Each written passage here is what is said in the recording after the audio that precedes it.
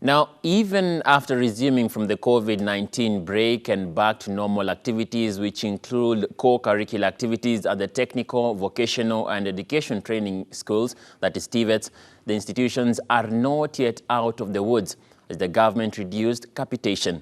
The institutions will be required to generate their own income as government may not be able to fully finance them.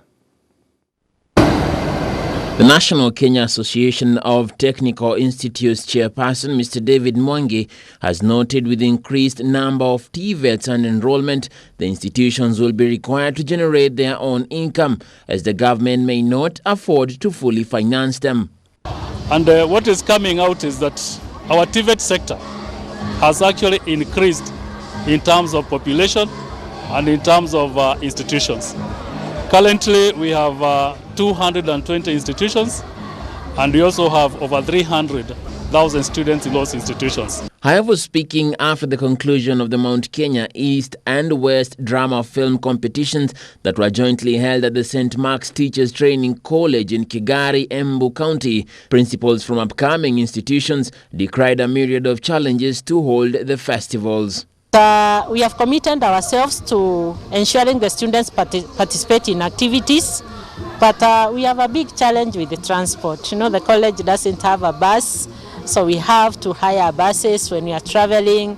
But we are committed to growing their talents, and therefore we are still continue doing what we can to ensure that they participate in activities. Not come here because we have muscles in finances. We saved here and there, and we had an agenda to expose the students to the festivity.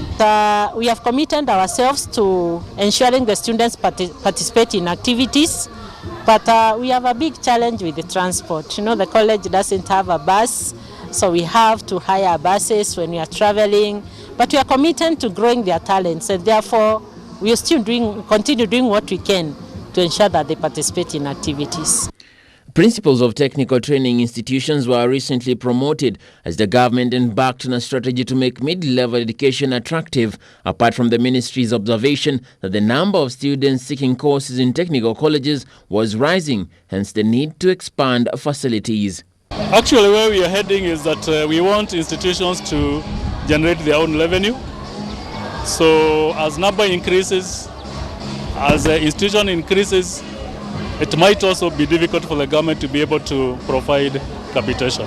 The Ministry of Education recently pledged 312 million shillings to constituencies in the government's big plan to have TVETs in every constituency, and with the increase in subscriptions, current institutions may have to carry their own weight. Also looking at the possibilities of having the national polytechnics coming back to the other 9 regions. The reason being, we are having other institutions that will be upgraded to national polytechnics, and we don't want to continue picking all the big institutions to form the 10th region, which is the national polytechnic region. The institutions are fast becoming the alternative of choice, with more than 3,000 of last year's Kenya Certificate of Secondary Education cohort who qualified for university opting to take courses at TVETs.